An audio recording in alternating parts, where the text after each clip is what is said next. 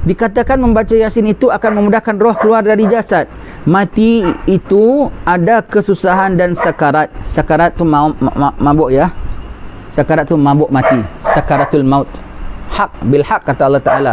Sakaratul maut tu adalah hak, benar.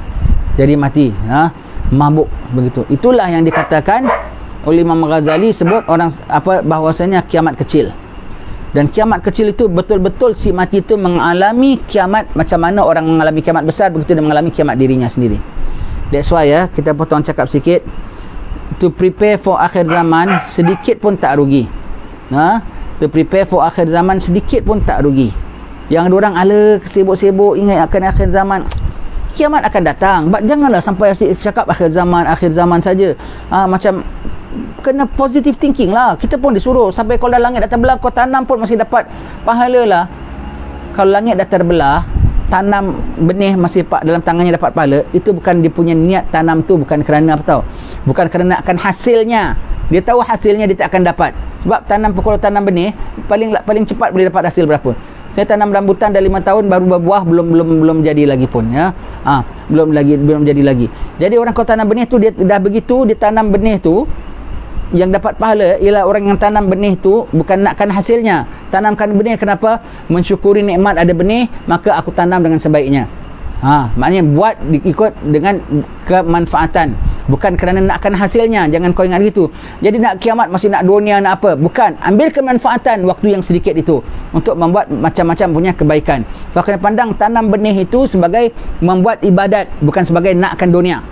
Kau kena pandang benih itulah take the most of opportunity untuk buat a little bit of ibadat, dan bukan kerana nakkan hasil dunia. Kau kena faham yang cakap tu Nabi, dan Nabi bukan orang keduniaan.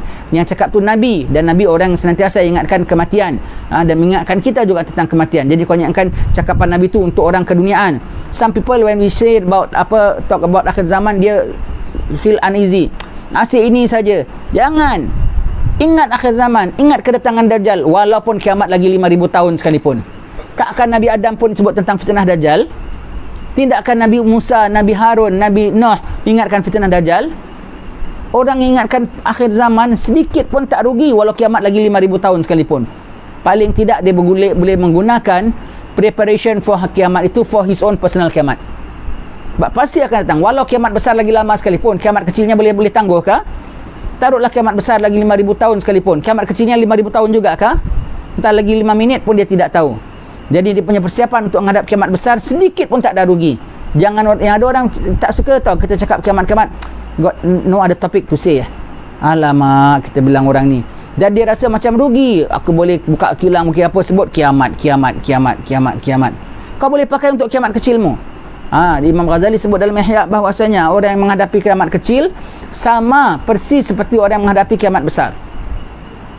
Bagaimana orang menghadapi kiamat besar? Idza sama'un syaqqat, apabila langit terbelah. Apabila kau tengok bumi digulung, apabila kau tengok lautan berombak menjadi macam api, apabila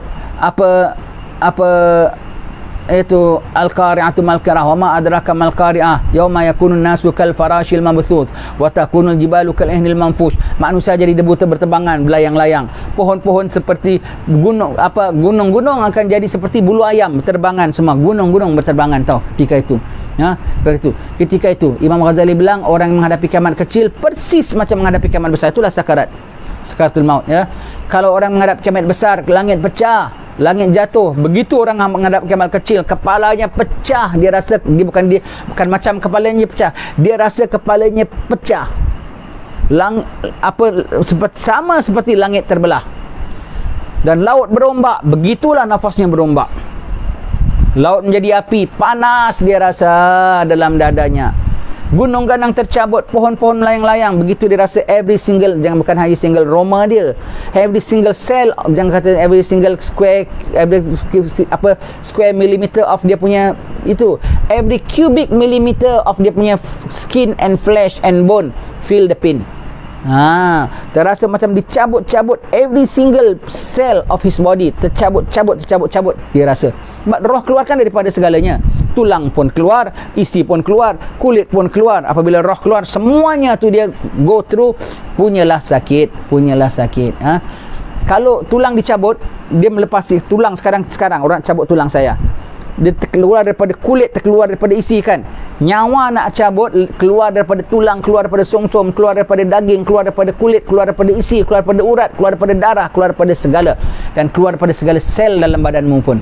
Maka every single cell of the body feel the pain.